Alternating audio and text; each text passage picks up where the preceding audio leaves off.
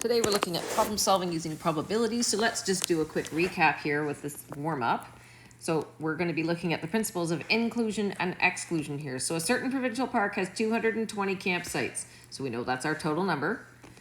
A total of 80 sites have electricity. Of the 52 sites on the lakeshore, oh, ding, ding, ding, that tells us there's 52 sites on lakeshore, 22 of them have electricity. All right, so we can do a Venn diagram. We can think about some numbers here. Before we start getting into the probabilities, let's think about the numbers. So let's just take a step back and think about this. So we know that the total number of campsites is 220. We know that there are 52 sites on the lakeshore. We know that there are 80 sites that have electricity. We know that 22 of them on the lakeshore have electricity. So think about this Venn diagram. So I have 52 on the lake, 22 of them have electricity. That means 30 of them don't. I have 80 sites that have electricity. 22 of them are on the lake, which means 58 of them are not on the lake. So we want to think about that. So now if a site is selected at random, what is the probability that it will be on the lakeshore? All right, so this is just strictly looking at how many are on the lake versus how many do I have in total. So I have a total of 220 and I have 52 on the lake. 52 over 220, we could reduce that. I'm just not going to do that right now.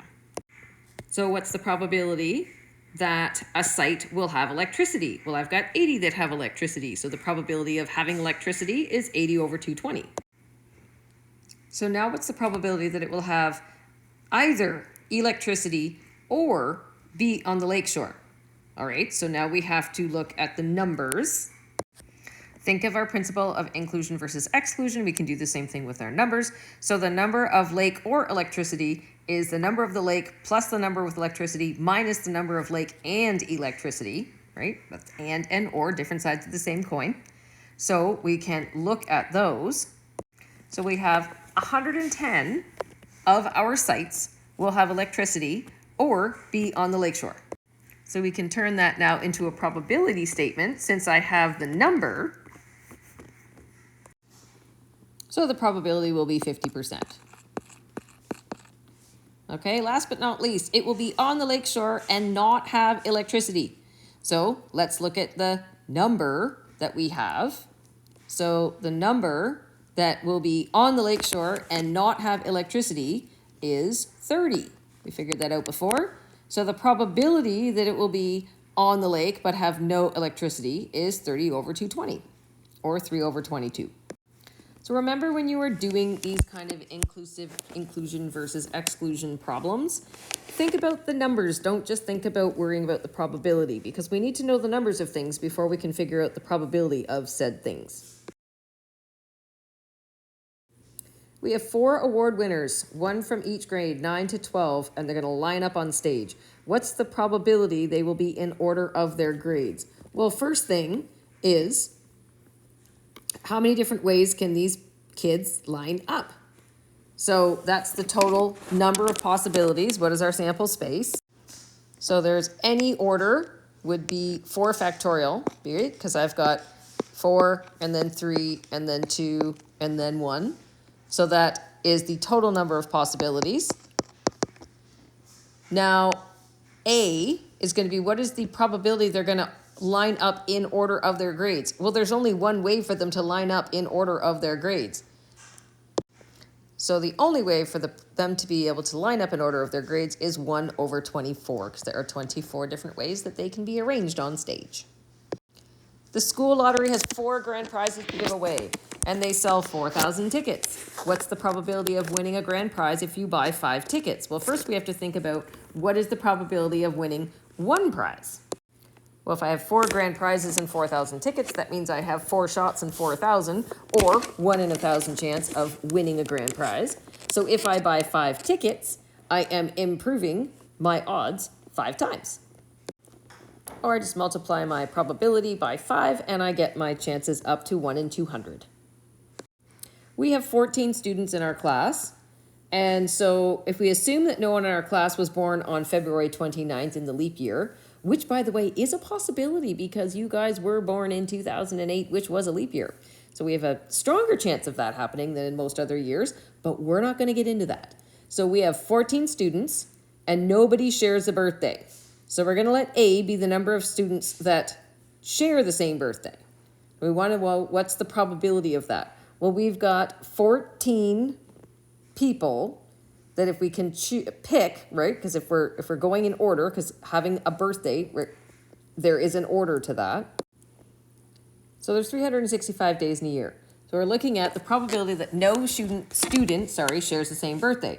So the first person has a 365 over 365 probability of having a birthday. Second person, different birthday, so 364 over 365. Third person, 363 over 365. This is assuming that they're not sharing a birthday, right? So we have going to get to 14 of these multiplications, which is the same as 365 pick 14 over 365 to the power of 14, right? Because the probability is always over 365 every time. So the answer to that is 0.77689. So there is a 78, percent probability that nobody shares a birthday. Which when you think that we only have 14 people in the classroom, that is a pretty high probability, / low, I guess. Only 78% probability that nobody shares a birthday. That seems kind of high for nobody sharing a birthday. Know what I mean? Anyway, so what do we say now if at least 2 students do share a birthday?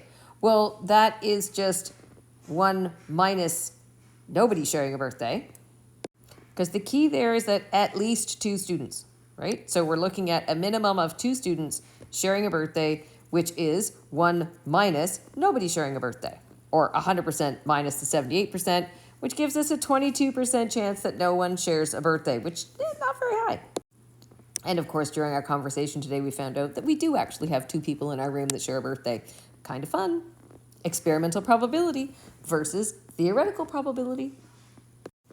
2 brothers enter a race with 5 friends, therefore there are 7 of them. The racers draw numbers to determine their starting position. What is the probability that the older brother will start next to the younger brother? Well, we have to look at a couple of things. So first of all, our sample space. We're looking for arrangements of 2 out of a total of 7. And because they are arrangements, this is going to be a pick. So there are 42 different ways that 2 people can be lined up together in this pool. So now we have to look at what is the number of arrangements that we can have the 2 brothers together. Well, they can be first and second, they can be second and third, third and fourth, fourth and fifth, fifth and sixth, or sixth and seventh. So there are 6 possible ways for that to happen. However, don't forget that the brothers can be in 2 orders in each of those 6 locations. Or 6 times 2 factorial, or 12. So the total number of possible ways for them to be arranged that way is 12, but the probability, so 12 over 42, which is 0.2857, so there's a 28.6% probability that the brothers will start next to one another. Laura, Dave, Monique, Marcus, and Sarah are going to a party. What's the probability that 2 of the girls will arrive first? Well, first we need to do our unrestricted sample space, which is any 2 people arriving out of the 5 first. And then, of course, the number of arrangements for girls to arrive first. There's 3 girls, so it's 3 pick 2 for the number of arrangements for 2 out of the 3 to arrive first. So, of course, the probability is 3 pick 2 over 5 pick 2 for a 30% chance that the 2 girls, or 2 of the girls, will arrive first. What's the probability that friends will arrive in order of ascending age? Well, now we're not worried about if they're male or female, and so there are 5 factorial ways for them to arrive, but there is only 1 possible way for them to arrive in ascending age. So that's 1 over 5 factorial, or 1 over 60. So there is a 1.7% chance that the friends will arrive in order of ascending age. That's it for today. Go ahead and give the practice a try. We have a quiz coming up.